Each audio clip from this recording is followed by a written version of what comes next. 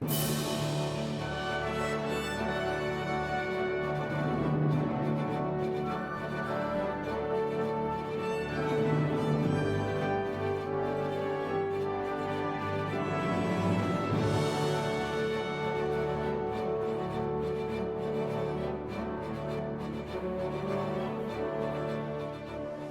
everyone, and welcome to this segment of our board candidate video series focusing on the board's role in student achievement. And joining me to discuss that issue is Phyllis Barks, our Associate Executive Director for Leadership Development, and Janet Tilley, our Director of Board Development for MSBA. And ladies, thanks a lot for joining us. Thank you. We appreciate it. Phyllis, around here we like to say that student achievement is job one for a Board of Education. Why do we say that? Well, Brent, is there anything more important than helping our students prepare for their adult lives? And our public schools were kind of founded on that principle, that we have a responsibility to educate our youth, and that it is further the board's responsibility to help maintain that focus. Mm-hmm. And local school boards, Phyllis, can deal with a whole range of different types of issues, but really they all need to ultimately be aimed at improving student achievement. Absolutely. Everything we do should be focused around that main purpose, and how do we connect those things. Mm-hmm. So what are some common measures of student achievement? Well, the big ones that I guess most people are familiar with are the state assessments that are required, and we call that Missouri Assessment Program, or MAP, in Missouri. And there are also local assessments. School districts vary in the assessments that they choose to use to kind of indicate how well their students are doing, and to help teachers decide what to do and what changes to make in the classroom to benefit their students. So local school board members, Phyllis, need to use those state assessments and local assessments perhaps as a way to evaluate how well their students are doing. Certainly. And hopefully they've set some local targets, some expectations or goals that they have for what they want their students to accomplish. And those assessments are some indicators of how well their district is doing in reaching those targets. Mm-hmm. And speaking of the state assessments, Janet, they are in a bit of state of flux, aren't they? They are, but there is some stability for this year. We have what are called the Missouri Learning Standards, and the assessments that will be taken by students in 2016 are aligned to those current standards. Students take grade level assessments in English Language Arts and Mathematics in grades 3, 4, 6, and 7. And then in grades 5 and 8, they add to that a science assessment. The end of course exams are for our high school students, and there are some that are required, and one of them is Algebra 1, unless the student took algebra as an 8th grader. In that case, in the high school, they would take the Algebra 2 end of course exam. They also take the English 2 exam and the government and biology. So those are those core assessments. They are changing, but not for this spring. And so what will happen with the assessments is that when the new standards are finalized, the assessments themselves will change as well. One difference, though, for this year is that in the assessment items, none of them are coming from what is called the Smarter Balanced Assessment Consortium. All of them are coming from a different company, and those particular test items have also been reviewed and vetted by Missouri educators. Mm-hmm. And Janet, some of our candidates may have been following what's been going on in recent months with the review underway of our Missouri Learning Standards. Can you bring us up to date on where we stand on that? You know, House Bill 1490 mandated that we step back and we review and revise our core standards in the areas of English Language Arts, Mathematics, Science, and Social Studies. And work groups were formed to be able to do that work. Those work groups concluded their work on October 1st and brought forward their drafts. Right now, we have kind of a public viewing or allowing for public comment, and interested folk can do that via the DESE website. And they can review those standards and provide their feedback to that. And that happens or goes through the beginning part of December. From there, these particular standards are also reviewed by some of our legislators. There's a committee with the legislator that is doing that, and also by education experts, people who have, the content area expertise.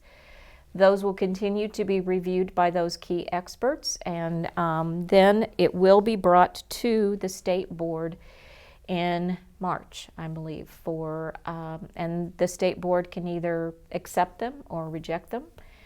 We have no idea what is going to happen. And so when those particular standards are finally approved, then districts are going to be faced with making sure that their local curriculum is aligned to those particular standards. And so we may see some changes. It's possible, Janet. And so as you said, that could have some implications locally for curriculum, maybe professional development for teachers, that sort of thing. It's absolutely going to have an impact on all of that. And so board members need to be aware, and they need to listen and take note of what the progress is with these particular standards when they are finally approved. And then as part of their governance oversight, they will want to, of course, make sure that the district is aligning their curriculum to those newly revised and accepted standards. There's a lot that we just don't know. Mm-hmm. Phyllis, our board candidates also may have heard of something called the Missouri School Improvement Program, or MSEP. Right. Tell us what that is and why that's important.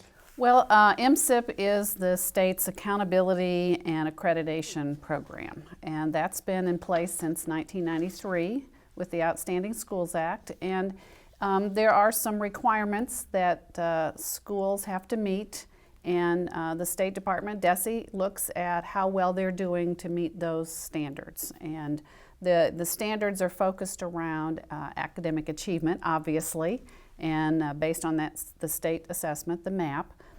They look at subgroup achievement, which is how students that are receiving free and reduced lunch that qualify for that are in special education, that may be English language learners, African American or Hispanic students. And those students are kind of grouped together and looking at how much progress they're making to close that achievement gap.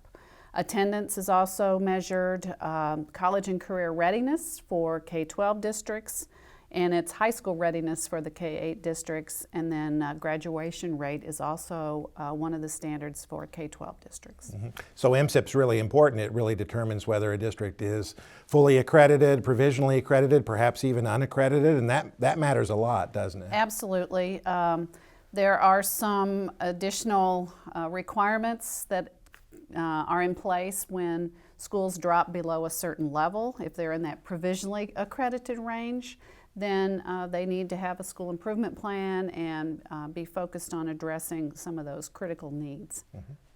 Phyllis, school boards, as you mentioned, operate at the governance level. Their school board members are not in the classroom every day and shouldn't be necessarily, but so how can a school board influence student achievement? Well, Janet mentioned a few things just in terms of the board being aware of what's happening in our state regarding those standards, which are really broad expectations for our students. They're not very detailed, and so it is the local district's responsibility to make sure they articulate how they're going to address those standards, how teachers are going to do that in the classrooms, what are the resources we need. And so board members need to ask those questions about where are we on making progress toward that? What are the resources we need to be able to do that? What is the time that teachers need in terms of professional development to make sure that they know and understand and can effectively provide that instruction to their students? Policies are another important piece. Board policies really, again, provide the structure and expectations for consistency in their district, and we want to ensure that the policies are supportive of what we want to achieve with our students. So there are many things that school boards can do, and another piece is their strategic plan. That's critical for a district to have a strategic plan, or in Missouri we often call that the Comprehensive School Improvement Plan, or CSIP. And that again is focused on what are the district's most critical needs that we have that will ensure that we achieve what we want for our students and help them be prepared for that college and career readiness. And then use the plan. You know, the board to actually be talking about throughout the year, are we making progress? What are our indicators? And what are the things we might need to do differently if we're not making the progress we need to? All right. Phyllis Barks, Janet Tilley, thanks a lot for Thank being you. with us. We appreciate it. And we thank you for joining us on this segment of our board candidate video focusing on the board's role in student achievement.